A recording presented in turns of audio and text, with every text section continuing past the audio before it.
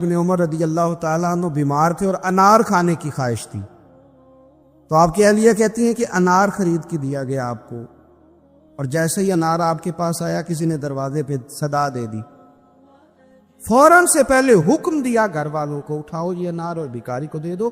تھوڑا سا نا دل کے اندر گھر والوں کے خیال آیا کہ اس کو دے دے، فرمایا دے دو، حکم کا تو وہ انار دے دیا گیا۔ اب دوبارہ دوسرا انار خرید کے لائے، وہ بھی سامنے لا کے رکھا ہی تھا، تو پھر کسی نے صدا دے دی، تو حضرت عبداللہ ابن عمر رضی اللہ تعالیٰ نے وہ بھی حکمن دے دیا، وہ دو دے دیے، تو پھر تیسرا انار آیا۔ آپ نے تناول فرمایا اس سے یہ تو ہو سکتا ہے کہ بھوک تھوڑی بڑھ جائے، یہ تو ہو سکتا ہے کہ بیمار کی کمزوری تھوڑی بڑھ جائے، لیکن یہ بات میں ذمہ داری سے کہتا ہوں کہ اس کے دل کی تسلی بڑھ جائے۔ ایک بات اچھی طرح اپنے ذہن میں بٹھا لیں کہ اسلام بالکل فطرتی مذہب ہے، جبراً ہم سے کام نہیں کراتا۔ دل اللہ تعالیٰ کے دست قدرت میں ہے، رب چاہتا تو ہر کافر کا دل اسلام کی طرف موڑ دیتا، پابند کر دیا جاتا کہ اگر تم دین قبول کرو گے، دین پر عمل کرو گے تو فلاں فلاں چیز ملے گی، ورنہ نہیں ملے گی۔ آ جاتے لوگ پھر بھی، لیکن دین کی سب سے مضبوط گرہ محبت ہے۔ رب کہتا ہے تم اس طرح کرو، آؤ نا تو اللہ سے بھی پیار کرو، اور رب فرماتا ہے پھر میرے محبوب سے بھی پیار کرے، مجھ سے اور میرے نبی سے محبت کرتے ہوئے آؤ، پیار ہو تمہیں، تم عقیدت کے ساتھ آؤ، تمہارے دل مائل ہو، تمہاری طبیعت مائل ہو، تمہارا ذوق ہو، طبیعت ہو۔ دیکھیں اور بات کو سمجھیں، ایمان کی تکمیل کے لیے نبی پاک علیہ السلام نے جو زاویہ دیا وہ دیا کہ تم ہر چیز سے بڑھ کے مجھ سے پیار کرو گے تو ایمان مکمل ہوگا۔ کاش کبھی ہم اس حدیث کی گہرائی میں اتر کر، بڑی معروف ہے، سب کو آتی ہے، لیکن کبھی اتر کر دیکھیں کہ تکمیل ایمان حضور کی محبت کیوں قرار پایا۔ اگر آپ بغیر محبت کے حضور کی طرف بڑھ رہے ہیں اور بغیر محبت کے دین کی طرف بڑھ رہے ہیں، تو ہو سکتا ہے کہیں آپ محسوس کریں کہ میں مجبور کر دیا گیا ہوں، کہیں آپ محسوس کریں کہ مجھے اپنے آپ پر جبر کرنا پڑ رہا ہے، لیکن جب محبت ہو جاتی ہے تو محبت محبوب کی طرف کھینچتی ہے۔ محبت زبان پر محبوب کا نام جاری کرا دیتی ہے، محبت محبوب کے تذکرے پر بندے کو لگا دیتی ہے، ذوق بن جاتا ہے، شوق بن جاتا ہے، توانائی پیدا ہو جاتی ہے جذبات میں، پھر الفاظ کا ہجوم پاس نہ بھی ہو تو جذبات ہی الفاظ بن جاتے ہیں، پھر ترنم نہ بھی پوری ہو تو انسان کا ذوق ہی اس کے لفظ بن کے حضور کی نعت بن جاتے ہیں۔ شرط یہ کہ محبت ہو۔ پھر ایک اور زاویے سے حضور نے اس بات کو سمجھایا، بخاری مسلم میں موجود ہے، فرمایا اگر تم چاہتے ہو نا کہ تمہیں ایمان کا ذائقہ ملے، ایک روٹی پیٹ بھرنے کے لیے ہوتی ہے، ایک روٹی مزیدار ہوتی ہے۔ پیٹ بھرنے والی روٹی بھی بندہ مجبور ہو تو کھا کے گزارا کر ہی لیتا ہے، لیکن ایک روٹی اس طرح کی آتی ہے کہ سالن سامنے آتے ہی آنکھوں میں خوشی آ جاتی ہے، میری مرضی کا آ گیا بھائی، یہ تو میری پسندیدہ ہے۔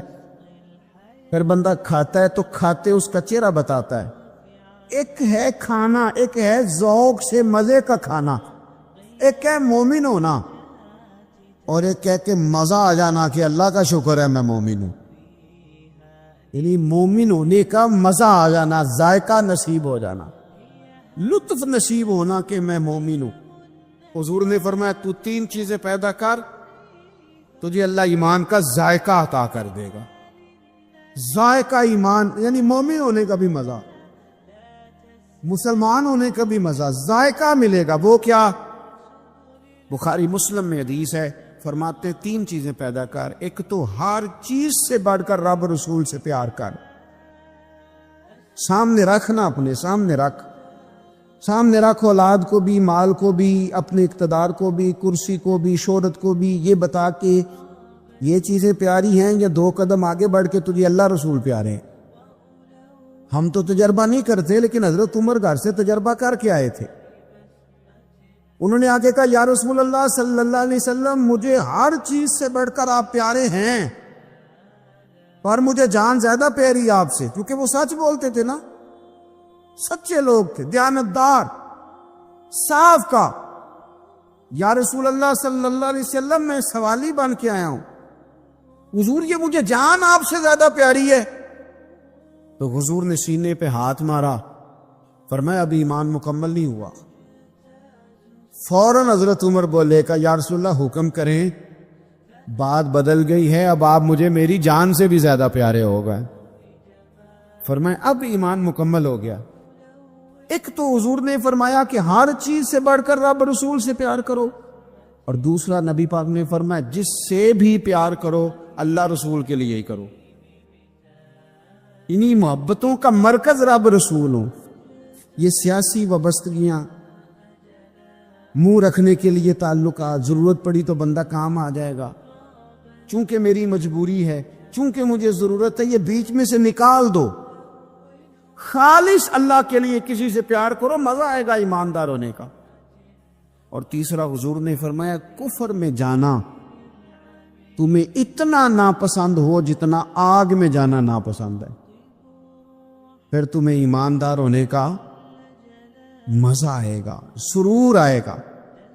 اور جب ایماندار ہونے کا سرور آئے گا، پھر انشاءاللہ نماز پڑھنے کا بھی آئے گا، پھر قرآن پڑھنے کا بھی آئے گا، پھر سنت پر عمل کا بھی آئے گا، خدمت دین کا بھی آئے گا۔ آپ جب یہ چیزیں پیدا کر لیتے ہیں، حضور کی محبت اپنی طبیعت میں ڈھال لیتے ہیں، پھر کوئی چیز خشک نہیں رہ جاتی۔ ہمارا یہ مسئلہ بن گیا کہ ہم نہ ہر چیز اجتماعی کے قائل ہوتے جا رہے ہیں، ادھر ساری دنیا جائے گی میں بھی ادھر جاؤں گا، تو یہ کوئی کمال تو نہیں نا۔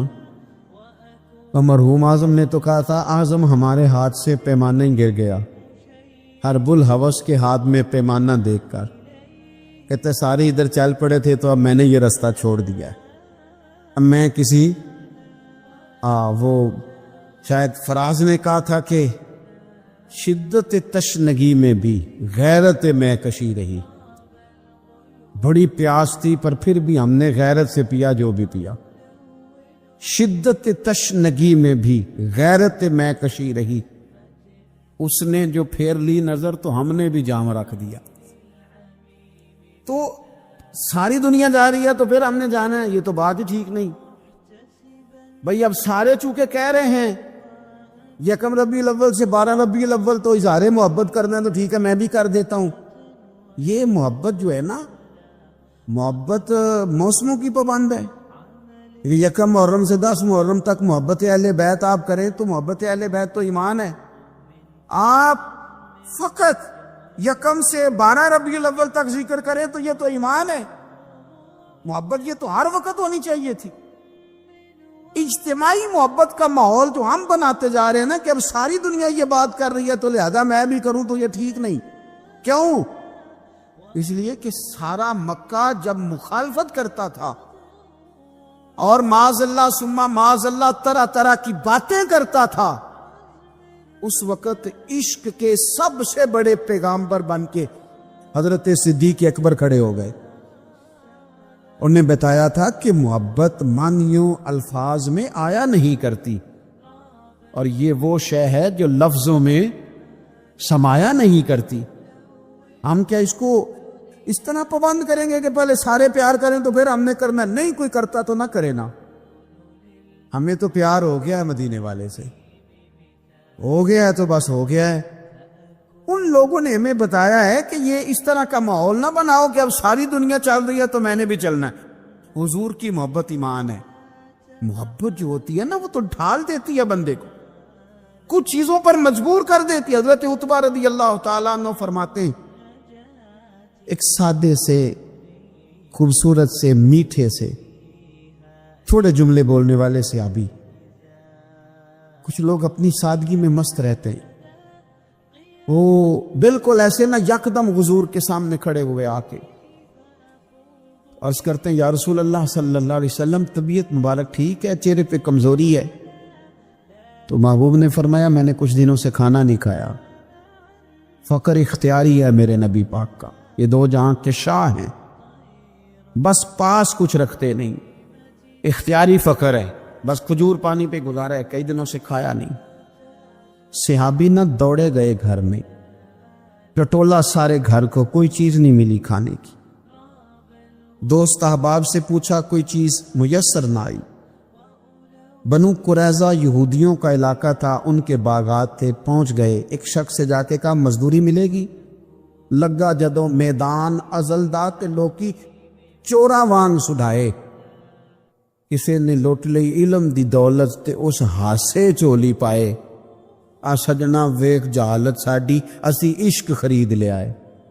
کوئی مزدوری ملے گی؟ اس نے کہا ہاں، اس درختوں کو پانی دینا ہے، مزدور آیا نہیں، تو پانی بھی ذرا کنویں میں گہرا ہے، اگر ایک ڈول پانی کا نکالو تو ایک ڈول کے بدلے ایک کھجور دوں گا۔ صحابی نے جھولی اپنی پھیلائی کھجوریں ڈالنے کے لیے، ایک ڈول پانی کا نکال کے وہاں رکھتے، ایک کھجور جھولی میں ڈالتے، ایک ڈول نکال کے رکھتے، ایک کھجور جھولی میں ڈالتے۔ جب جھولی پوری بھر گئی کھجوروں سے تو خوشی خوشی ہنستے مسکراتے۔ تحفے میں جذبہ ہونا چاہیے، تحفے کی قیمت اس کا جذبہ ہوتا ہے۔ آپ مہنگا تحفہ لے کے آئیں اور ہیں آپ سیاستدان، نکلوانا آپ نے کوئی کام ہے، تو وہ تو سیاسی رشوت ہے، وہ تحفہ تھوڑی ہے۔ تحفے کا بھی کبھی وزن ہوتا ہے، تحفے کی بھی کبھی قیمت ہوتی ہے، تحفے کے بھی جو خلوص ہوتا ہے۔ جھولی بھری ہوئی کھجوروں کی لا کے مصطفیٰ کریم کی بارگاہ میں پیش کی، ہاتھوں پہ چھالے، وجود پر بظاہر مٹی لگی ہوئی، لا کے وہ سارا کچھ حضور کی بارگاہ میں پیش کیا۔ کریم محبوب نے کھجور اٹھائی، اٹھا کے کھائی، اور کھاتے ہی آنکھوں میں آنسو آئے۔ فرمایا تجھے کس نے مجبور کیا تھا یہ کام کرنے کو؟ کس نے مجبور کیا؟ تو نہیں، کچھ لوگ سادے ہوتے ہیں، انہیں زیادہ باتیں نہیں آتی، وہ لفظوں کے ہیر پھیر میں قابو نہیں کر سکتے، لیکن ان کی عقیدت بڑی پکی ہوتی ہے، ان کی باتیں بڑی خوبصورت ہوتی ہیں، لہجہ اتنا حسین ہوتا ہے کہ سمجھ آتی ہے کہ چھلک کیا رہا ہے لہجے سے۔ کس چیز نے مجبور کیا؟ تو لمبی بات کوئی نہیں کی، کہنے لگے حضور سادی سی بات ہے، ہمیں کون مجبور کر سکتا ہے، ہمیں تو آپ کی محبت نے ہی مجبور کیا ہے۔ بس یہ محبت ہے نا، پیار ہو گیا نا، یہ پیار ہو گیا تو بس نکل گئے، دوڑ آئے، اس محبت نے مجبور کیا، چلا گیا۔ خوشخبری نہیں، جو بظاہر خوشخبری ہوتی ہے وہ نہیں حضور نے سنائی،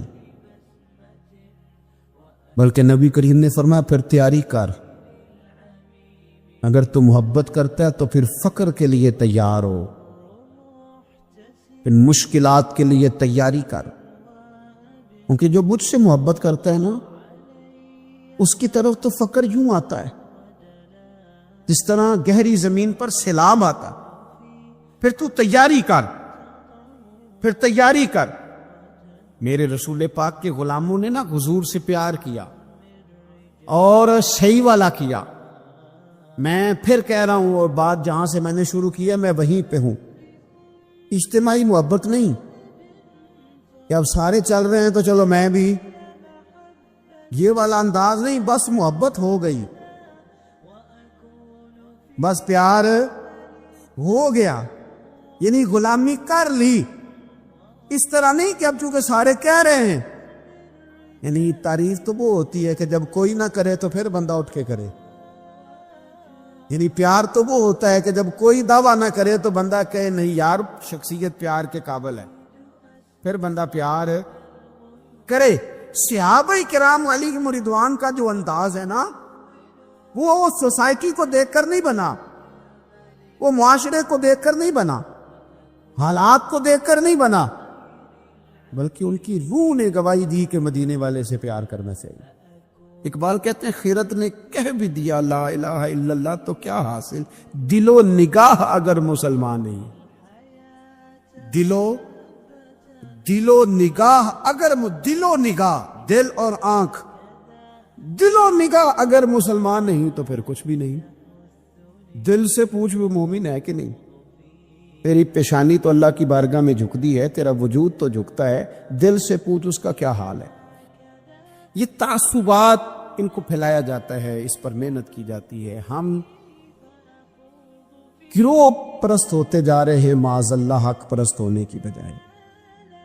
ہمیں گروہ میں نہیں بٹنا, ہمیں حق دیکھنا ہے کدھر ہے, حق کا سفر کرنا ہے. قرآن مجید سورۃ المائدہ آیت نمبر 8 اللہ کریم نے فرمایا یا ایھا الذین آمنوا کونوا قوامین للہ شہداء بالقسط. اے ایمان والو, اللہ کے حکم پر خوب قائم ہو جاؤ اور انصاف کے ساتھ گواہی دو. اللہ کے لیے قائم ہو جاؤ, کھڑے ہو جاؤ, انصاف کے ساتھ گواہی دو. قرآن مجید کا انداز دیکھیے گا سمجھانے کا. فرمایا وَلَا يَجْرِمَنَّكُمْ شَنَآنُ قَوْمٍ عَلَىٰ أَلَّا تَعْدِلُوا. کسی قوم کی دشمنی تمہیں وہاں نہ لے آئے کہ تم انصاف چھوڑ دو. دشمنی اختلاف اپنی جگہ پہ اور انصاف اپنی جگہ پہ. سامنے دشمن بھی ہو تو کرنا تم نے انصاف ہی ہے. جب ترازو پکڑنا ہے تو تولنا تم نے. یہ میرے رب کا ارشاد ہے, یہ قرآن پاک ہے.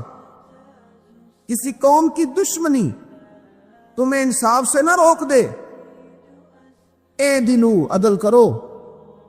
واقرب للتقویٰ, یہ پرہیزگاری کے زیادہ قریب ہے. نماز, روزہ, حج, زکوٰۃ یہ تو عبادت ہے, لیکن پرہیزگاری کیا ہے کہ تم عدل کرو, انصاف والے ہو جاؤ, ترازو صحیح کرو. واتقوا اللہ, اللہ سے ڈرو. ان اللہ خبیر بما تعملون, بے شک اللہ کو تمہارے کاموں کی خبر ہے. اللہ کو پتہ ہے, کسی کو پتہ نہ بھی ہو تو اللہ کو پتہ ہے کہ تم فیصلے اپنی جماعت دیکھ کے, گروپ دیکھ کے کرتے. ہمیں نہ پوری طرح قائل کیا گیا, نہیں ہم نے دیکھنا ہوتا کہ سچ کدھر ہے, نہیں ہم نے غور کرنا ہوتا کہ حقیقت کیا ہے. بس یہ کہ بات میری برادری کی ہے, بات میرے قبیلے کی ہے. یہ ہمارے دیہاتوں میں یہ ہوتا تھا کہ وہ جی لڑائی ہوگی, نکلو جی نکلو. نکل گئے, ڈنڈے اٹھا لیے, پکڑ لا اسلحہ, پہنچ گئے, لڑنا شروع کر دیا. جا کے پوچھا بھی نہیں کہ بھئی ہمارے لڑکے کی غلطی ہے کہ سامنے والے کی غلطی. وہ جی ہم نے نا غلطی کسی کی بھی ہو, ہم نے تو سپورٹ کرنی ہے, وہ ہمارا لڑکا لڑ پڑا ہے.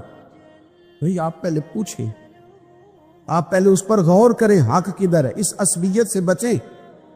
نبی پاک صلی اللہ علیہ وسلم نے فرمایا جس نے کسی کو کسی گروہ کے نام پہ بلایا اس نے جاہلیت کے لیے بلایا.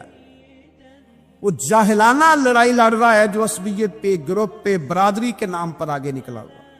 اب تو پیران عظام, مذہبی جماعتیں وہ کہتی ہیں صرف ہم ٹھیک ہیں, نہ کریں جا رہا. آپ امت میں نئی امت تو نہ قائم کریں. ان کو رسول اللہ کا غلام بنائیں. ان کو آپ مختلف جگہوں پہ نہ تقسیم کریں. آپ اہل حق صحیح العقیدہ لوگ, خدا را اپنے ذہن کو بڑا کرے, وسعت سوچوں میں لائے. گروہ بندی کی سوچ پیدا کرنا, سطحی سوچ پیدا کرنا. میں سوچوں کے لحاظ سے انقلابی لوگوں کے پاس اٹھتا بیٹھتا رہا ہوں تو بعض مثالیں بھی پنجاب کی مجھے تکلیف دیتی ہیں. ایک صاحب نے ایک دفعہ میرے سامنے کہہ دیا کہ برادری تو سپاں نوں بھی پیاری ہوندی. میں کہتا مطلب یہ سپاں والا کام ہے کیا؟ مطلب سطحی سوچ آپ نے پیدا کی ہوئی. ابھی بھی یہ رٹا ہے. یہ جو گروہی تعصبات ہیں نا, یہ تو بندے کو حق سے دور لے جاتے.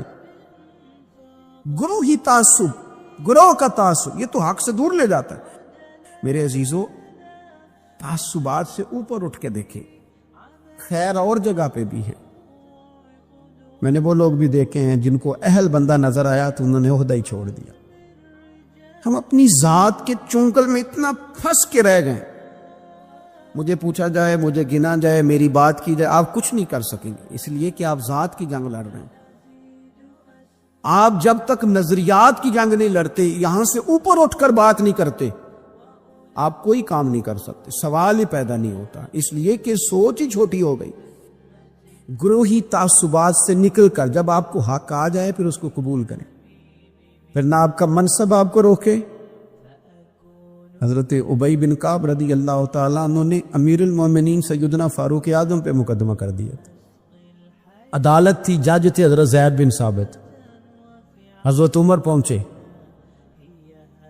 حضرت زید بن ثابت اٹھ کے کھڑے ہوئے، جگہ خالی کا، امیر المومنین بیٹھ جائیے۔ آپ فرمانے لگے زید یہ تم نے ناانصافی کی، ہم دونوں آئے تھے مقدمہ لے کے، یا تو دونوں کے لیے جگہ بناتے، تم نے ٹھیک نہیں کیا۔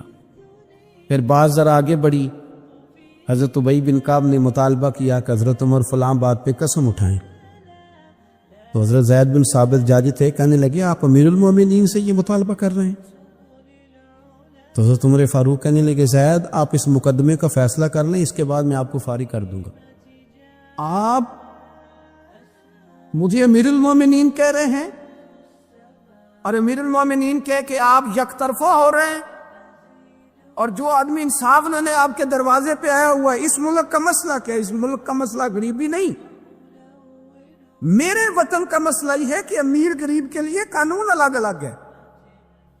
یہاں 11 سال 12 سال ایک شخص جیل میں رہ کے آتا ہے، لیکن بعد میں پتہ چلتا ہے وہ تو بے گناہ تھا، اس کے 11 سال کون واپس کرے گا؟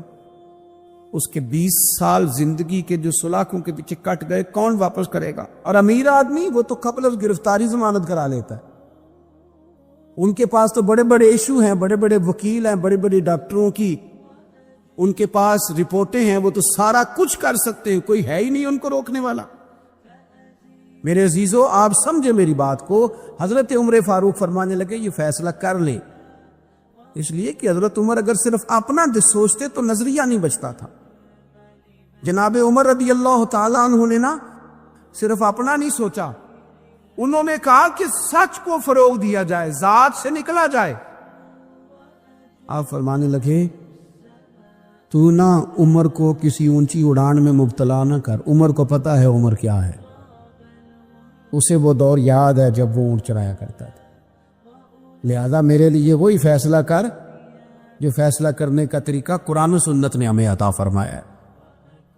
آپ نکلیں ذرا ذات پات کے چنگل سے، یہ جو بت پال لیے نا، اقبال کہتے ہیں گرچہ بت ہے جماعت کی آستینوں میں، جماعتوں کے بت تو نہ بناؤ، تنظیموں کو بت تو نہ بناؤ، آپ برادری کو بت تو نہ بناؤ، آپ رنگ نسل کو بت تو نہ بناؤ، اگرچہ بت ہیں جماعت کی آستینوں میں، پر مجھے ہے حکم اعزاں لا الہ الا اللہ، یہ ٹوٹ جائیں گے لا الہ الا اللہ کی ضرب سے۔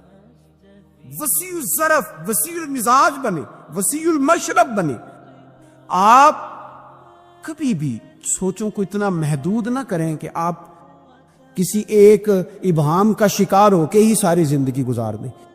کیا مسئلہ تھا عرب کے لوگوں کو؟ مسئلہ کیا تھا؟ صرف اتنا، ایک عجیب روایت ہمیں ملتی ہے سیرت کی کتابوں میں، میرے نبی پاک صلی اللہ تعالی علیہ وسلم نا رات کے وقت پہاڑ کی چوٹی پہ بیٹھ کے قرآن پاک کی تلاوت کرتے تھے۔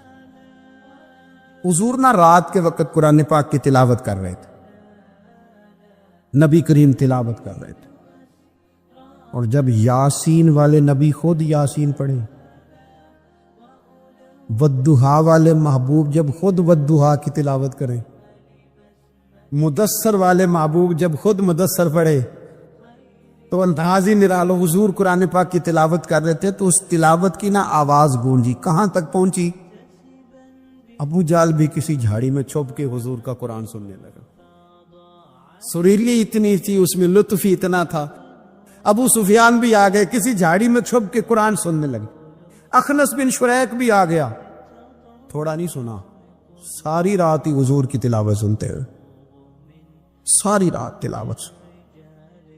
صبح ملاقات ہوگی، تو کدھر آیا تھا، تو کدھر آیا تھا، تو آج کے بعد نہ آئے کوئی بھی، لیکن کہتے ہیں اگلے دن سوئے تو بے چین کیا حضور کی آواز نے، پھر اٹھے تینوں آ کے پھر مختلف جگہوں پہ بیٹھ گئے، سویرے پھر ملاقات ہو گئی، آج کے بعد نہیں آنا، تو بھی نہ آنا، تو بھی نہ آنا، پر کہاں چین لینے دے حضور کی میٹھی آواز، کہا چین لینے دے حضور کی میٹھی آواز. تینوں پھر اٹھ گئے. کئی دن آتے رہے. ایک دن طے ہوا کہ آج کے بعد بالکل نہیں آنا, جو آئے گا سزا ملے گی. ہو گئی بات طے. اخنس بن شریح کہتے ہیں میں سویرے ابو جہل کے گھر گیا. میں نے کہا سن ایک دن نہیں کئی راتیں تو نے بھی سنا میں نے بھی سنا. دل پہ ہاتھ رکھ کے بتا وہ جو پڑھتے ہیں وہ حق سچ ہے کہ نہیں؟ کھری بات کر. سنا تو نے بھی سنا میں نے بھی, ساری رات سنا. بتا بات سچی ہے کہ نہیں؟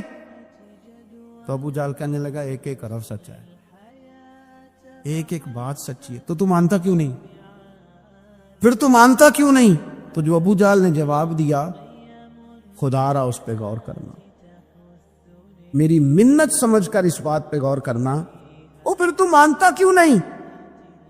تو ابو جہل کہنے لگا ہمارے قبیلے کا اور بنو ہاشم کا, حضور سید عالم کے قبیلے, شروع سے مقابلہ رہا ہے.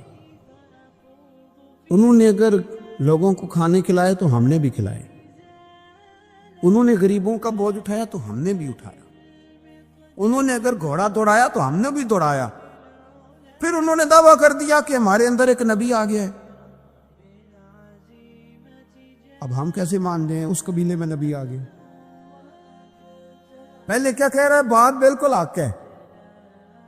اب کیا کہہ رہا ہے؟ اس کے کہنے کا مطلب یہ ہے کہ اگر میرے قبیلے میں نبی آتا تو میں مان جاتا. او خدا کے بندو, یہ برادری کا بت, قبیلے کو جو بت بنا لیا معاذ اللہ, وہ تعصب بن کے آڑ بن گیا, گروہ پرست ہو گئے. وہ کہنے لگا اس کا مطلب یہ تھا کہ میرے قبیلے میں ہوتے تو میں مان جاتا, قبیلہ دوسرا ہے. خدا را ان بتوں کو توڑنے کی ضرورت ہے. کاش ابو جہل یہ سمجھتا کہ یہ تو رب کی تقسیم ہے نا, واللہ یختص برحمتہ من یشاء. وہ کہتا ہے میں جس کو چاہتا ہوں اپنے فضل سے اپنا خاص بنا لیا کرتا. لیکن یہ گروہی تعصبات, قرآن مجید آپ دیکھیں نا تو یہودیوں کے بارے میں اللہ فرماتے ہیں کیونکہ تورات میں بھی حضور کی شانیں, زبور میں بھی حضور کی شانیں, انجیل میں بھی حضور کی شانیں, ہر جگہ اللہ نے اپنے حبیب کے تذکرے کیے. رب کریم فرماتا ہے محبوب یہ جو یہودی ہیں نا, یعرفونہ کما یعرفون ابناءہم. قرآن مجید کے الفاظ پہ غور کیجیے. کہا محبوب یہ آپ کو اس طرح جانتے ہیں, اس طرح پہچانتے ہیں جس طرح کوئی اپنے بیٹے کو پہچانتا ہے. جڑواں بچے ہوں نا, جڑواں شکلیں بھی ایک جیسی ہوں تو اور کوئی پہچانے نہ پہچانے, باپ اور ماں پہچانتے ہیں کہ یہ فلانا ہے اور یہ, ان کو پتہ چلتا ہے. کہا محبوب جس طرح یہ اپنے بچوں کو پہچانتے ہیں نا اس طرح آپ کو جانتے ہیں.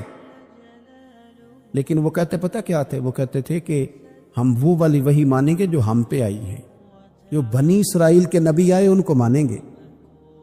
یہ چونکہ حضرت اسماعیل علیہ السلام کی اولاد میں سے ہے رسول رحمت صلی اللہ علیہ وسلم, لہٰذا نہیں مانیں. وہ جو گروہی تعصب تھا نا, قبیلے کا تعصب گروہی, وہ لے ڈوبا. وہ تورات پڑھ کے بھی, انجیل پڑھ کے بھی, بلکہ وہ لوگوں کو کہا کرتے تھے رسول آنے والے ہیں, رسول آنے والے ہیں, رسول آنے والے ہیں. لیکن حضور آ گئے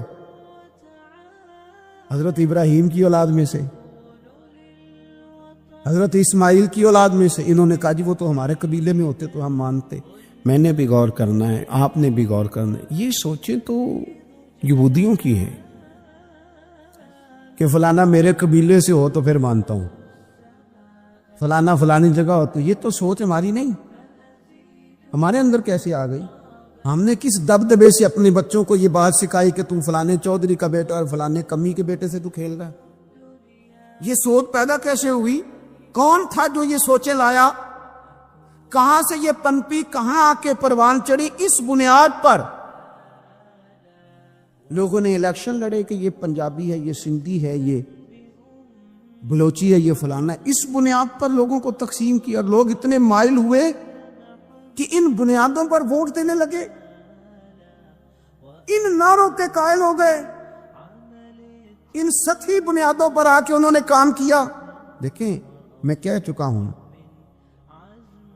کہ ہر قوم کے رسم و رواج سے اختلاف نہیں, لیکن وہ قوم تعصب کا شکار اور اپنے علاوہ کسی کو جانے ہی نہ۔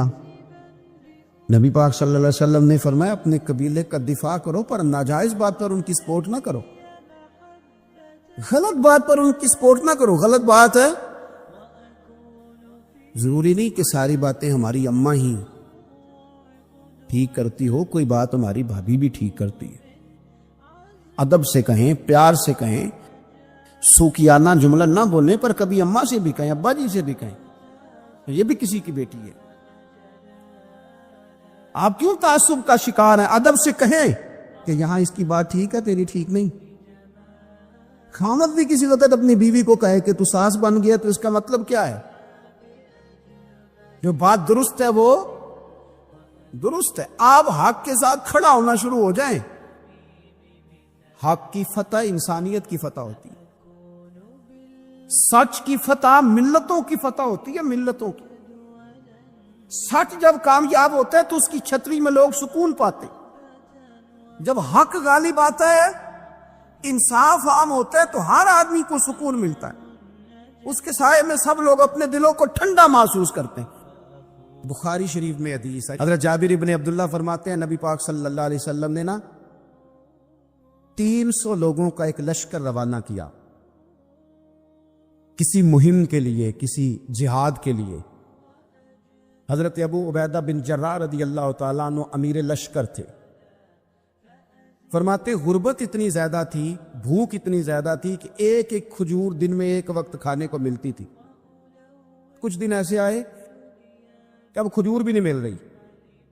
فرماتے اتنی زیادہ بھوک لگی مجاہدین کو، 300 بندہ پتے کھا کے گزارا ہونے لگے۔ یہ بخاری میں موجود ہے۔ آپ فرماتے کہ دریا کے کنارے ہمارا پڑاؤ تھا، ٹھہراؤ تھا۔ جب بھوک سے نڈھال ہو گئے نا، وَيَرْزُقْهُ مِنْ حَيْثُ لَا يَحْتَسِبُ، اللہ وہاں سے روزی دیتا ہے، گمان بھی نہیں ہوتا۔ فرماتے ایک مچھلی اللہ تعالیٰ نے دریا کے کنارے بھیجی، فرماتے وہ تھی تو مچھلی پر پہاڑ جتنی تھی۔ بخاری میں لفظ ہیں، حضرت جابر ابن عبداللہ رضی اللہ تعالیٰ عنہ فرماتے ہیں 300 آدمی 18 دن تک اس مچھلی کو کھاتے رہے، مچھلی ختم ہی نہیں ہوئی۔ مچھلیاں نہیں، مچھلی کہتے ہیں 18 دن 300 بندہ کھاتا رہا، مچھلی ختم ہی نہیں ہوئی۔ اور فرماتے ہیں کہ اس کی ہڈی نکال کے، کانٹا کہیں گے آپ اپنی زبان میں، کہتے ہیں وہ نکال کے نا تو اس کو کھڑا کیا نا جب، تو اونٹ کجاوے سمیت اس کے بیچ سے گزر جاتا تھا، 2 اس کے کانٹے جوڑے۔ فرماتے ہیں وہ اس کا گوشت ہم کھاتے تھے اور اس کی چربی بطور تیل کے ہم جسموں پہ ملتے تھے، بیماروں کو اس سے سکون آتا تھا، تندرستی شفا ہوتی تھی۔ فرماتے ہیں ہم کھایا بھی ہم نے، اور کچھ لے کے ہم مدینے بھی گئے، اور قربان جائیں نبی پاک نے بھی اس میں سے کھایا۔ ہم نے عرض کی حضور یہ معاملہ کیا ہے، یہ ماجرا کیا ہے؟ تو محبوب نے فرمایا تمہارے پاس غذا نہیں تھی، رب نے تمہارے لیے بندوبست کیا ہے، اللہ نے تمہیں دیا ہے۔ سوسائٹی کے اندر، معاشرے کے اندر اور مسلمانوں کے اخلاقی رویوں کے اندر اگر صبر کو داخل کر لیا جائے تو ہم محسوس کریں گے کہ ہماری زندگی نہ صرف یہ کہ آسان ہو گئی ہے، بلکہ محبتوں والی ہو گئی ہے، چاہتوں والی ہو گئی ہے۔ ہمارے رشتے ایک دوسرے سے ٹوٹ نہیں رہے بلکہ بننا شروع ہو گئے۔ تھوڑا سا صبر بہت ساری چیزوں کو ٹوٹنے سے بچا لیتا ہے۔ اللہ تعالیٰ نے فرمایا یا ایھا الذین آمنوا اصبروا وصابروا، اے ایمان والو صبر کرو، صابر بنو۔ اے ایمان والو صبر کرو اور صابر بنو۔ کیا مطلب؟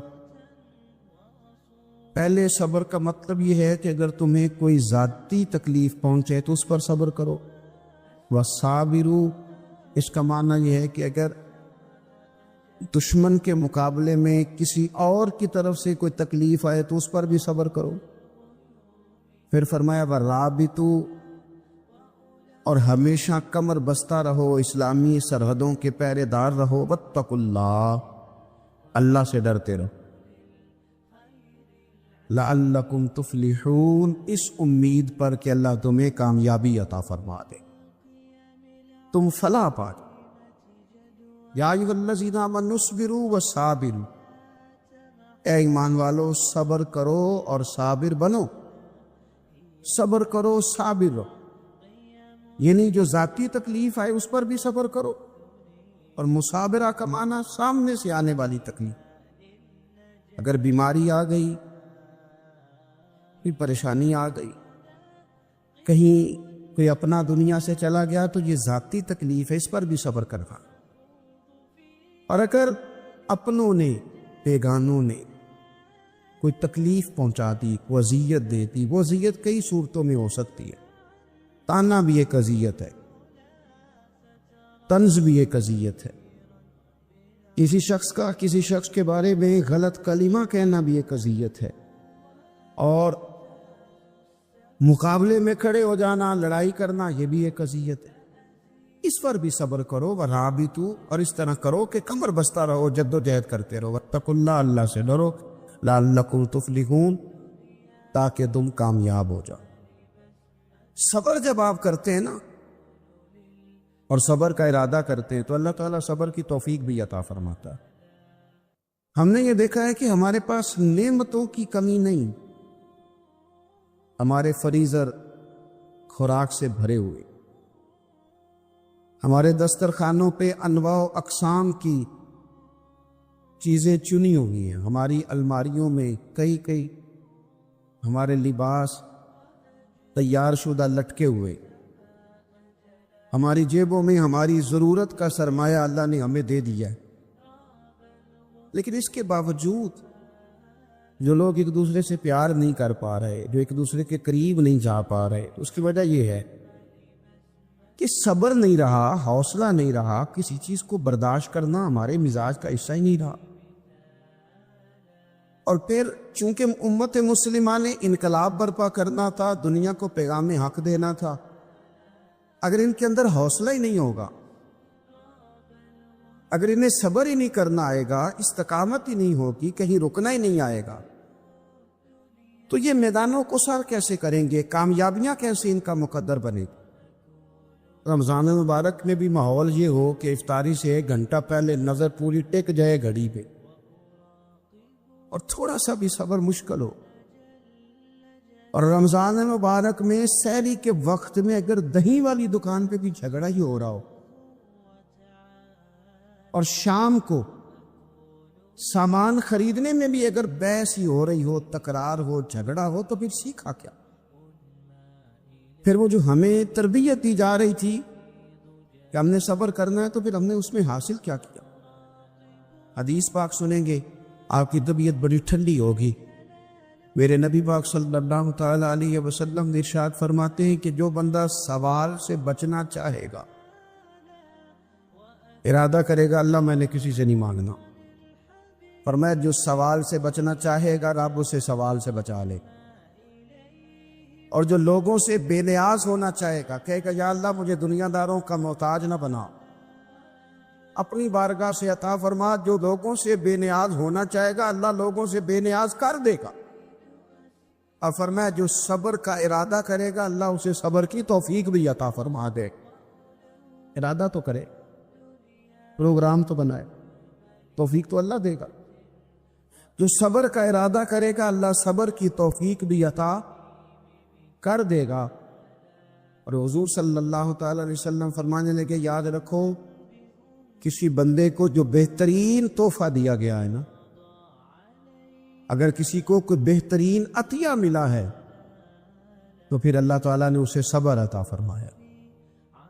یہ بہترین تحفہ ہے، اس سے زندگی سنور جاتی، اس سے انسان باوقار اور مطمئن ہو جاتا ہے، اس سے اس کے شب و روز آسانی سے بیتتے، وہ دنیا کی پگڈنڈیوں سے آسانی سے گزر کے اللہ کی بارگاہ ہے عالی مرتبت میں سرخرو ہو کر حاضر ہو جاتا۔ لیکن اگر بے حوصلہ ہو، صبر نہ ہو، پھر نقصان روز بروز بڑھتا ہے، اور پھر میرے رسول پاک صلی اللہ تعالی علیہ وسلم ارشاد فرماتے ہیں کہ اصل بات یہ ہے کہ اللہ تعالیٰ نہ کسی بندے کا درجہ بلند کرنے کا ارادہ فرماتا ہے، لیکن اس کے اعمال اس طرح کے نہیں ہوتے کہ اس کا درجہ بلند کیا جائے۔ اب رب کیا کرتا ہے، اللہ تعالیٰ اس کو مال کی، جان کی، اولاد کی کسی مشکل میں ڈال دیتا ہے، اس مصیبت پر وہ بندہ صبر کرتا ہے تو اللہ تعالیٰ اس کا درجہ بلند فرما دیتا ہے۔ اعمال اس قابل نہیں تھے کہ درجات بلند ہوں، وہ اعمال کی بنیاد پر نہیں کر سکتا تھا تو اللہ نے کسی مشکل میں ڈال کے نا اپنے فضل سے درجہ بلند کر دیا۔ اب جو راہ طریقت کا مسافر تھا، جو سلوک کی منازل طے کرنا تھا، جو اللہ رسول کے قریب جانے چاہنا تھا، اس کے لیے کتنی آسانی ہو گئی کہ مجاہدہ تو زیادہ نہ کر سکا، کثرت سے نفلی صوم و صلات کا بندوبست تو نہ کر سکا، تھوڑا سا صبر کیا، رب نے اپنا اور اپنے محبوب کا قرب عطا فرما دیا۔ تو یہ تو آپ صبر کرنے کے لیے جب نکلے ہیں تو آپ نے تو رب رسول کو پا لیا۔ یہ سفر تو وہ والا سفر ہے جس کی جو منزل ہے وہ اللہ رسول کا قرب ہے۔ ہم لوگ تھوڑی تھوڑی باتوں میں حوصلہ ہار جاتے ہیں، صبر چھوڑ جاتے ہیں، پریشانی بڑھ جاتی ہے، پتہ نہیں ایسے محسوس ہوتا ہے کہ جیسے یہی بندہ دنیا کا سب سے دکھی بندہ ہے۔ تو ایک تو یہ کہ ذاتی حیثیت سے صبر کرے، ایک یہ کہ پھر دشمن کا جب مقابلہ ہو، آمن نصبرو و صابرو، آپ کا جب مقابلہ سامنے کسی کے ساتھ ہو تو پھر تیر، تلواریں، اسلحہ، بندوقیں یہ نہیں زیادہ لڑتی، میدانوں میں حوصلے لڑتے، میدانوں میں صبر لڑتا، میدانوں کے اندر توانائیاں لڑتی ہیں۔ میدان کربلا کے اندر کوئی مقابلہ نہیں تھا تیر کا تیر کے ساتھ، تلوار کا تلوار کے ساتھ کوئی مقابلہ نہیں۔ میدان کربلا کے اندر ظلم کا صبر سے مقابلہ تھا۔ فتح کے ڈنکے یزید نے بجائے تھے، جشن ابن زیاد نے منایا تھا، لیکن قیامت تک اللہ نے جو فتح عطا فرمائی ہے تو وہ حسین ابن علی کے صبر کو عطا فرمائی، وہ سیدنا امام علی مقام کے صبر کو ملی۔ عزیز بھائی، صبر ہی ہمیشہ فاتح ہوتا ہے، صبر ہی جیتا کرتا ہے، صبر ہی کامیابیاں دیتا ہے، نتیجے صبر کے نکلتے ہیں، صبر کے حوصلے کے نتیجے ہوتے ہیں۔ ہماری جلد بازی ہمیں شکست خوردہ کر دے گی، ہمارا حوصلہ نہ ہونا ہمیں ہرا دے گا، ہم کمزور پڑ جائیں گے اگر ہم بے حوصلہ ہو جائیں گے۔ سنو، میرے نبی پاک علیہ السلام نے تربیت کی، حضور اپنی امت کو درس دیتے ہیں۔ حضور فرماتے ہیں پہلے تو کوشش نہ کرو کہ تمہاری دشمن سے لڑائی ہو، اس چکر میں ہی نہ پڑو کہ لڑائی ہو۔ مسلمان امن والے ہیں، یہ پرامن لوگ ہیں، یہ امن پسند ہے، یہ تائیے امن ہے، یہ معاشرے میں مومن ہونا امن کی علامت ہے۔ فرمایا پہلے تو یہ پروگرام ہی نہ بناؤ کہ تمہاری لڑائی ہو، اور فرمایا پھر اگر ہو جائے نا تو پھر صبر کے ساتھ مقابلہ کرو، پھر ڈٹ کے مقابلہ کرو، اور پھر یاد رکھو یہ جو جنت ہے یہ تلواروں کے سائے میں ہے، جنت تلواروں کے سائے میں تمہیں ملے گی۔ پھر ڈٹنا سیکھو۔ پہلے تو بات یہ کہ تم یہ ارادہ ہی نہ کرو لڑائی، اور اگر کبھی ہو جائے لوگوں کو بتاؤ کہ ہیں ہم پرامن لوگ، پر دین کے لیے کھڑا ہونا ہو تو پھر ہم سے زیادہ کسی کو کھڑا بھی نہیں ہونا آتا، پھر ہم سے زیادہ کسی کے پاس طاقت بھی نہیں۔ حضرت مولا علی شیر خدا رضی اللہ تعالیٰ عنہ کے زمانے میں کفر کے ساتھ ایک جنگ ہو رہی تھی، تو کافروں نے نا جاسوس بھیجے کہ یار پتہ تو کرو مسلمانوں کی تیاری کس طرح کی ہے۔ تو جاسوس واپس جا کے کہنے لگا، سمجھ کوئی نہیں آئی ان کی، وہ تو راہب قسم کے لوگ ہیں، صوفی قسم کے لوگ ہیں، وہ تو کٹے ہوئے دنیا سے، مسلوں پہ بیٹھ جاتے ہیں، رات کو تو لگتا ہے دنیا سے تعلق ہی کوئی نہیں، لیکن سویرے اٹھ کے میدان میں تلوار لے کے نکلتے ہیں تو لگتا ہے ان سے بڑا مجاہد ہی کوئی نہیں۔ یہ عجیب لوگ ہیں کہ رات کو مسلح پہ بیٹھے تو لگتا ہے کٹ گئے دنیا، اے صوفی لوگ ہیں، درویش ہیں، یہی مسلمان کی شان ہے۔ ہو ہلکا یاراں تو بریشم کی طرح نرم، رد میں حق و باطل ہو تو فولاد ہے مومن۔ ادھر آ ستمگر ہنر آزمائے، تو تیر آزما، ہم جگر آزمائے۔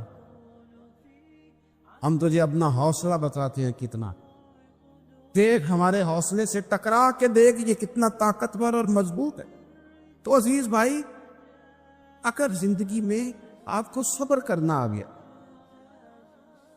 میں بڑے دنوں سے یہ عنوانات بیان کر رہا ہوں، اور آج تو خصوصی طور پر رمضان شریف کے اس جمعے میں میں اپیل کرنا چاہتا ہوں آپ سے کہ کمزور باتیں کرنی چھوڑ دیں، مایوسی کے جملے اپنی زندگی سے نکال دیں۔ ہم مسلمان ہیں، آپ بیمار ہو گئے ہیں تو یہ بھی خدا کا فضل ہے، گناہ معاف ہوں گے۔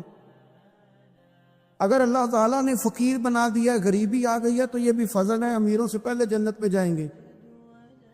اگر اللہ تبارک و تعالیٰ نے کسی جگہ آپ کو مکان نہیں دیا اور دوسرے کو دے دیا ہے تو آپ وہ لوگ ہیں جو عظیم سنت ادا کر رہے ہیں سیدنا بلال حبشی کی۔ اگر کسی جگہ کوئی کمزوری آ گئی ہے، کوئی پیچھے رہ گئے ہیں تو یہ خدا کا فضل ہے۔ اللہ تعالیٰ نے چاہا ہمارے لیے جو فیصلہ تھا ہم اس پہ راضی ہیں، لیکن اپنی زندگی اور شکوے اتنے بڑھا لیے، ہم نے اتنے بڑھا لیے کہ لوگوں سے شکوے کرتے کرتے رب رسول سے بھی شروع کر دیے۔ غلام بھی کبھی شکوہ کرتا ہے، آقا کا بھی شکوہ ہوتا ہے، بندہ بھی کبھی شکوہ کرتا ہے، رب کا بھی شکوہ ہوتا ہے، یہ بھی کبھی ہوتا ہے۔ آپ نہ مانے پر یہ شکوہ ہے کہ میں بڑے ڈاکٹروں کے پاس گیا ہوں آرام نہیں آیا، نہ مانے پر یہ شکوہ ہے میں نے کبھی کسی کو ستایا تو نہیں پر میرے حالات بھی ٹھیک ہوتے۔ آپ نہ مانے پر یہ شکوہ ہے کہ فلانے کے پاس دولت زیادہ ہے، اس نے پتہ نہیں وہ آگے نکل گیا اور میں پیچھے رہ گیا، نہ مانے پر یہ شکوہ ہے۔ کس سے کر رہے ہو؟ رب رسول سے؟ او آس بولے تے او دی مہربانی، اساں تے لاڑ ہی لڑاونے۔ کس سے شکوہ کر رہے ہو؟ خدا کے بندو، غلام غلامی کرتے تو شکوے کرتے ہیں کوئی؟ حضرت ام سلمہ رضی اللہ تعالیٰ، شوہر کا نام ہے ابو سلمہ، بیٹے کا نام ہے سلمہ، کہتی ہیں میں، میرا شوہر، میرا بیٹا، تینوں، چھوٹا بیٹا میرا، ہم نکلے مکہ مکرمہ سے مدینہ طیبہ جانے کے لیے۔ ایک ہی بیٹا ہے، خاندان جمع ہے، شوہر کی گود میں بیٹا، اونٹ کے پیچھے میں۔ فرماتی ہیں مدینے کی سرحد آ گئی تو میرے میکے والے آ گئے، کہنے لگے ابو سلمہ نہیں لے جانے دیں گے مدینے اپنی بیٹی کو۔ میں نے کہا میں مسلمان ہوں، میں تو اپنے شوہر کے ساتھ مدینے جاؤں گی۔ انہوں نے کہا نہیں جا سکتا، تو نے جانا ہے تو جا، ہماری بیٹی نہیں جائے۔ زبردستی مجھ سے انہوں نے مجھے میرے شوہر سے الگ کیا۔ کہتی ہیں پھر میرے شوہر کے قبیلے والے آ گئے، وہ کہنے لگے اگر تم اپنی بیٹی کو نہیں نہ جانے دیتے تو یہ جو ہمارا پوتا ہے یہ ہماری نسل ہے، تمہارا نہیں، اسے ہم نہیں جانے دیں گے۔ وہ بچہ اپنی طرف کھینچتے تھے، میں اپنی طرف کھینچتی تھی، مدینے کی سرحد پہ۔ یہ جھگڑا زمین کے لیے نہیں ہو رہا، مکان کے لیے نہیں ہو رہا، حضور کے مدینے جانے کے لیے ہو رہا، حضور کے مدینے جانے کے لیے ہو رہا، مدینے جانے کے لیے ہو رہا۔ لنگ کئی مہینے تے برس گئے تے تیری دید نو دیدے ہی ترس گئے۔ انہوں نے بچہ کھینچا، میں نے اپنی طرف کھینچا، میرے بچے کا بازو اتر گیا۔ فرماتی ہیں میرے شوہر مدینے چلے گئے، بیٹا میرا میرے سسرال والے لے گئے، مجھے میکے والے لے گئے۔ آج بھی کچھ سیانے بندے کہتے ہیں اس کو نکال دو اور بچے چھین لو۔ ان کا بھی خیال تھا کہ بیٹا لے جائیں گے نا تو ابو سلمہ بھی مدینے سے واپس آ جائے گا، یہ بھی واپس آ جائے۔ اور یار اتنا بڑا بھی ظالم کوئی نہیں ہوگا جو ماں باپ سے بچے جدا کرے۔ فرماتی ہیں کہ وہ لے گئے چھین کے، میں میکے چلی گئی، لوگ روٹی کھاتے تھے، میرے حلق سے نہیں گزرتی تھی۔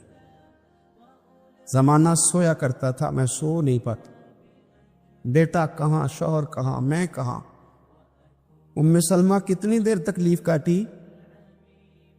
جناب ام سلمہ کہنے لگی لوگو 1-2 دن نہیں پورا سال بیت گیا، پورا سال، پر جے سونا ہی میرے دکھ وچ راج، جے سونا ہی مارو مارو مینو مار مکاؤ، میں کوئی عذر نہ پیش لے آواں، اور جے سونا ہی میرے دکھ وچ راضی، پھر سکھ نو چلے ڈاواں۔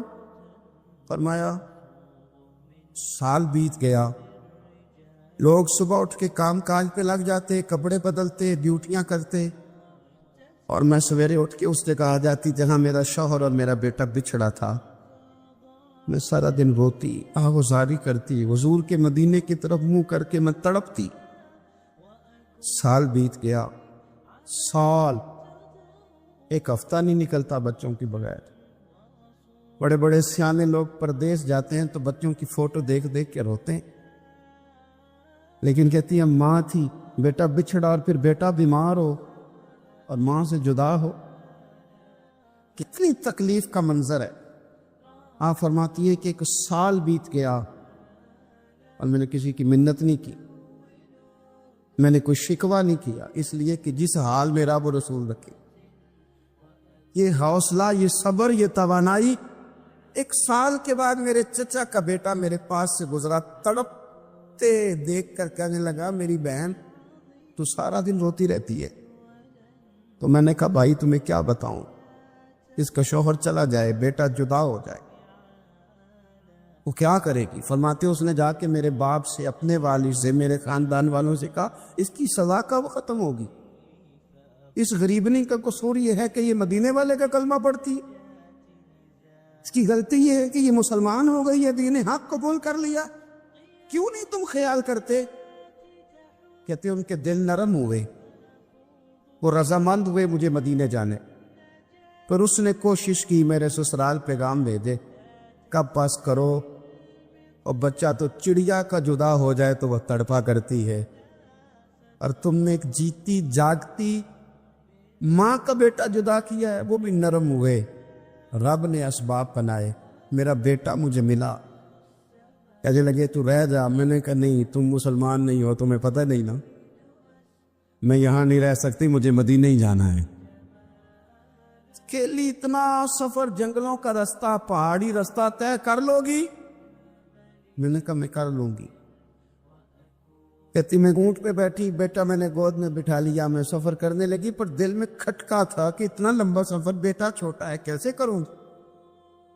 کہتے مجھے عثمان بن طلحہ مل گئے، کہنے لگے کہاں جا رہی ہو بہن؟ میں نے کہا مدینے۔ کہنے لگی اکیلے جاؤ گی؟ میں نے کہا جانا تو ہے نا، کوئی ساتھ چلے نہ چلے پر شہر رسول تو جانا ہے نا۔ آپ فرماتی ہیں میں نے عثمان بن طلحہ سے نیک بندہ کوئی نہیں دیکھا، میرے اونٹ کی لگام تھام لی۔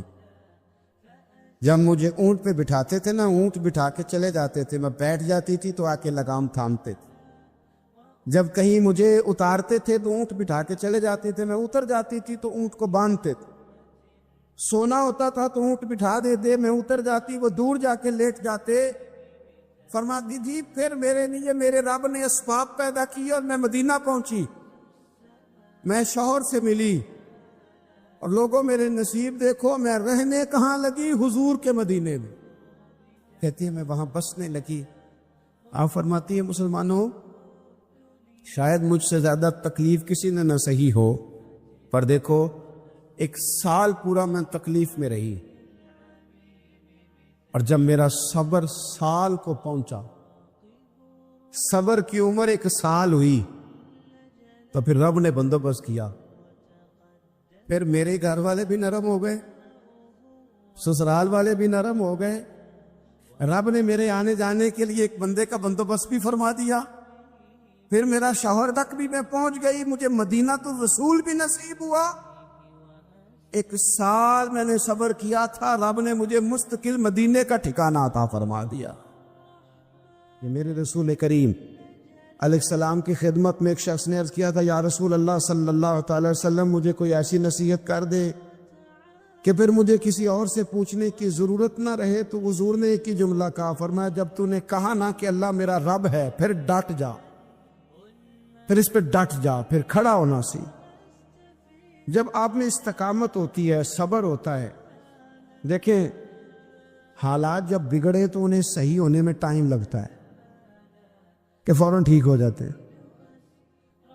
آپ بیمار ہو گئے, تکلیف ہوئی, کوئی آپ کو بیماری لگ گئی, آپ ڈاکٹر صاحب کے پاس گئے, انہوں نے آپ کو دیکھا, ٹریٹمنٹ کی, پھر دوائیاں لکھیں, پھر انہوں نے آپ کو کہا کہ آپ کو 1 ہفتہ یا 1.5 ہفتہ دوائی کھانی ہے, یہ ایک شربت کی شیشی ہے, یہ ایک بوتل ہے, یہ ایک سیرپ ہے, 1 چمچ صبح 1 شام, اور پورا ہفتہ آپ نے استعمال کرنا ہے. اب آپ تو کہہ رہے تھے کہ میں نے ابھی ٹھیک ہونا ہے گھنٹے کے بعد, تو سارا نہ پی لوں, سیرپ سارا نہ پی لوں ابھی, اور 1.5 ہفتے کی دوائی ابھی نہ کھا لوں, تھوڑی تھوڑی کر کے بھی تو کھانی ہے نا, ساری کٹھی نہ کھا لوں, ہو جائیں گے ٹھیک؟ کیا خیال ہے آپ کا؟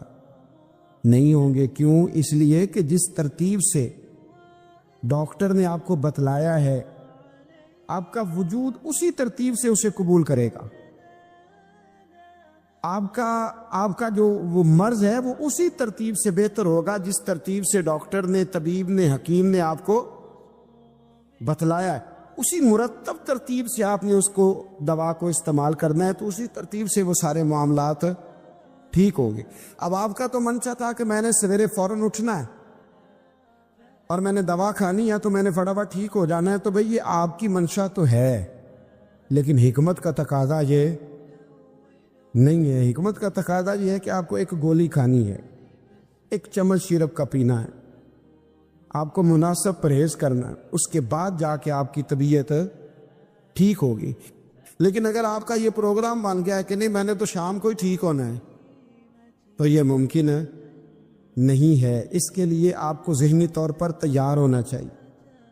آپ کو سمجھنا چاہیے کہ بہت ساری چیزیں ایسی ہوتی ہیں جنہیں وقت دینا پڑتا ہے, بہت سارے حالات ایسے ہوتے ہیں جنہیں ٹائم دینا پڑتا ہے, وہ اپنے وقت پر جا کے چیزیں درست ہو جاتی ہیں.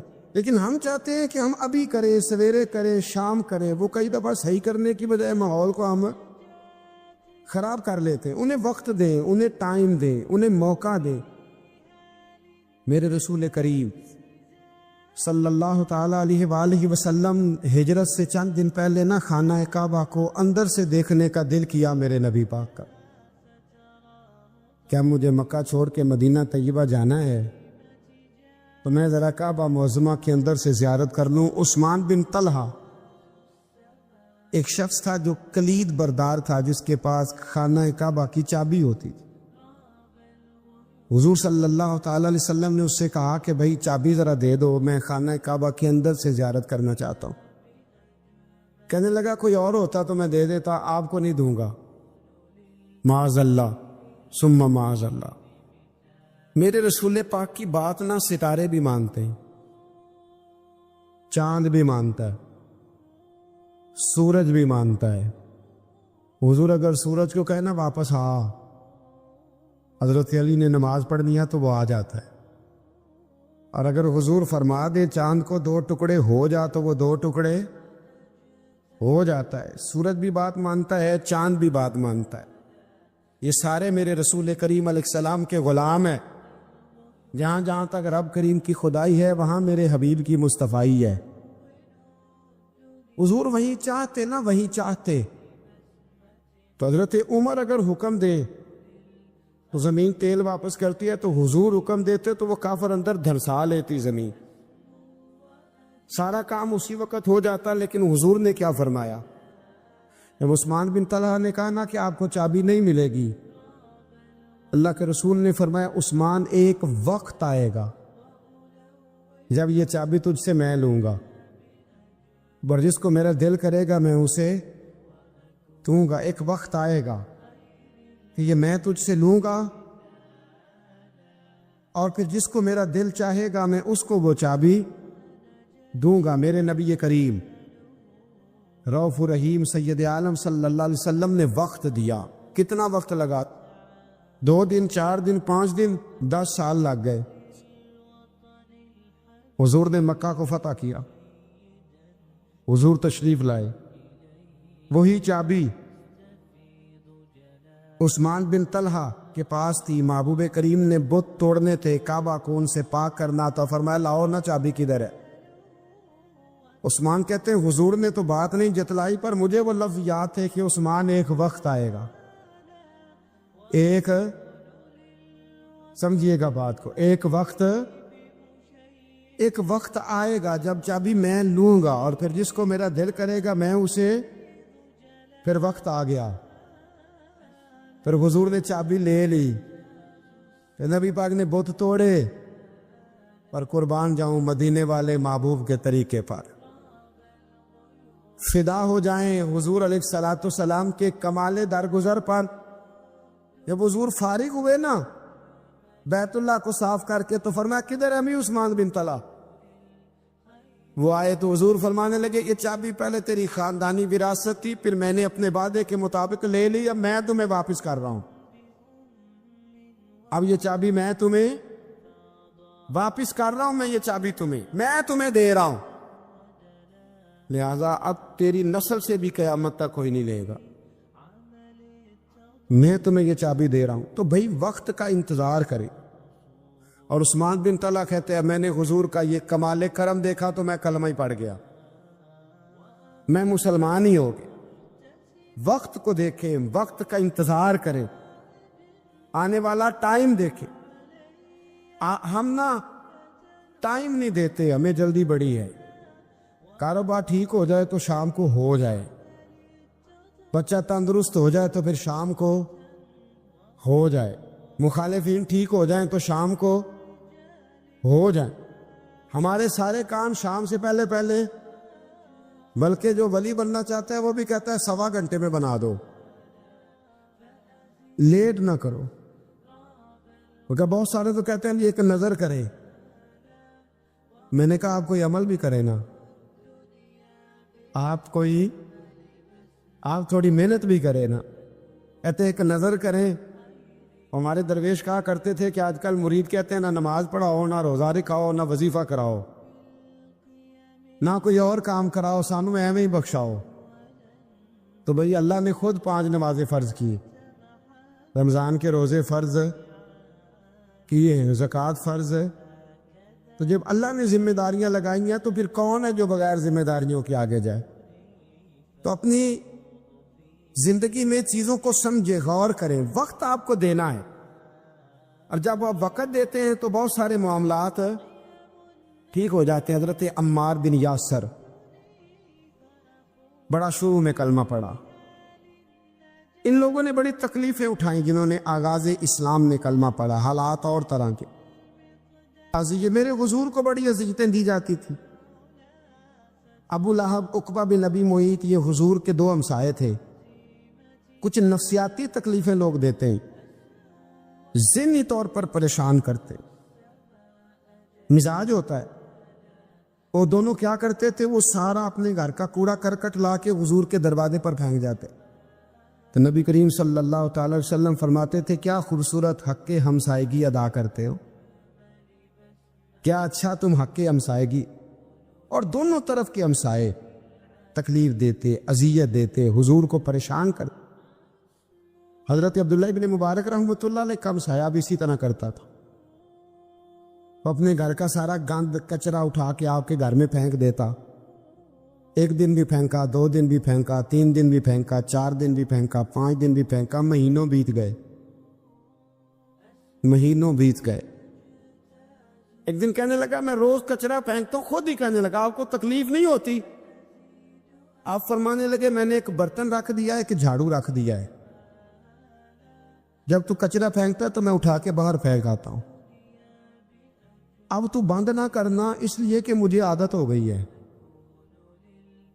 اب میں نے اپنے ٹائم میں سے نا ٹائم اس کچرے کو دینا شروع کر دیا ہے، اب تو بند نہ کرنا، اس لیے کہ مجھے اب اس بات کی عادت ہو گئی، اب میں روز اٹھاتا ہوں اور اٹھا کے ذرا باہر پھینک آتا ہوں، میں عادی ہو گیا ہوں تیری اذیت کا۔ 2 چیزیں ایمان کو مضبوط کرتی ہیں، ایک رب سے ڈرنا، ایک اس کی رحمت کی امید رکھنا۔ اللہ تعالیٰ کی رحمت کی امید بھی رج کے رکھنی ہے، اور اس سے ڈرنا ہے تو پھر بھی ذرا صحیح کر کے ڈرنا ہے۔ کچا پکا نہیں ڈرتا. ڈرنے کی کہانی نہیں بنانے کی ہو جی اللہ سے ڈر لگتا ہے، وہ ڈرنا ہے. اس ڈرنے سے مطلب ہو کہ اعمال سنورے، اخلاق کردار کے معاملے میں انسان مضبوط ہو جائے، دیانتدار ہو جائے، سچائی والا ہو جائے، صبر و تحمل والا ہو جائے. امید بھی رج کے رکھنی ہے، ڈرنا بھی رج کے ہے. دعا کرتا ہوں اللہ کے حضور اللہ ہمیں سمجھنے کی توفیق عطا فرمائے. آخر دعوانا ان الحمدللہ. سونے کرم کما دے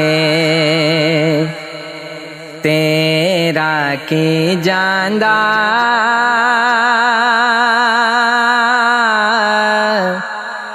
اجڑی جوک وسا دے تیرا کی جاندہ. سونے کرم کما دے کلی مست ملنگا دی وچ آ کے تے کلی مست ملنگا دے وچ آ کے تے اینو عرش بنا دے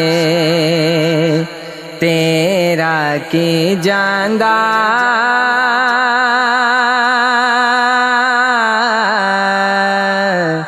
اینو عرش بنا دے تیرا کی جاندہ. اجڑی چوک وسا دے تیرا کی جاندہ. سونے کرم کما دے میرے دل دیاں سکیاں سڑیاں واللہ تے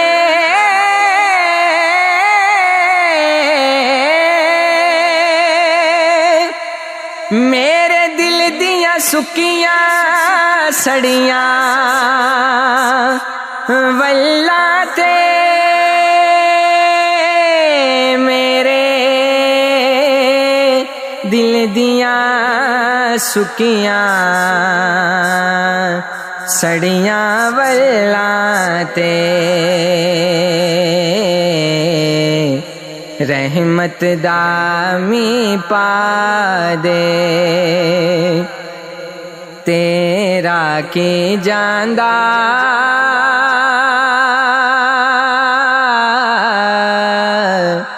رحمت دامی پا دے تیرا کی جاندہ. اجڑی چوک وسا دے تیرا کی جاندہ. سونے کرم کما دے میرے دل دے اجڑے ہوئے گلشن وچ میرے دل دے اجڑے ہوئے گلشن وچ عشق دا بوٹا لا دے تیرا کی جاندہ.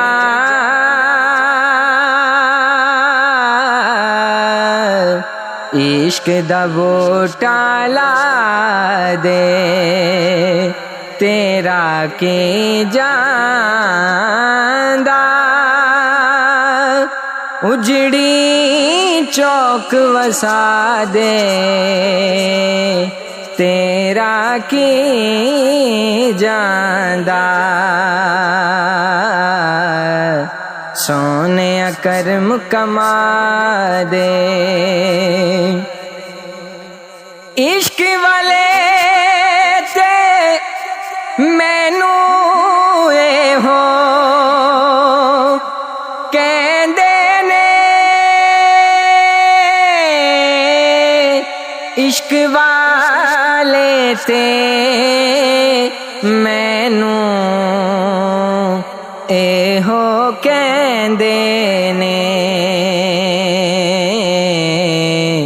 سرکار دی نعت سنا دے تیرا کی جاندا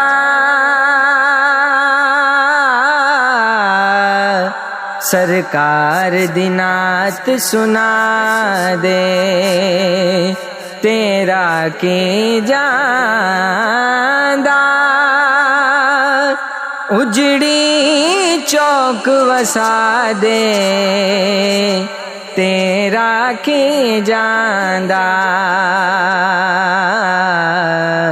سونے کرم کما دے تیرا کی جاندا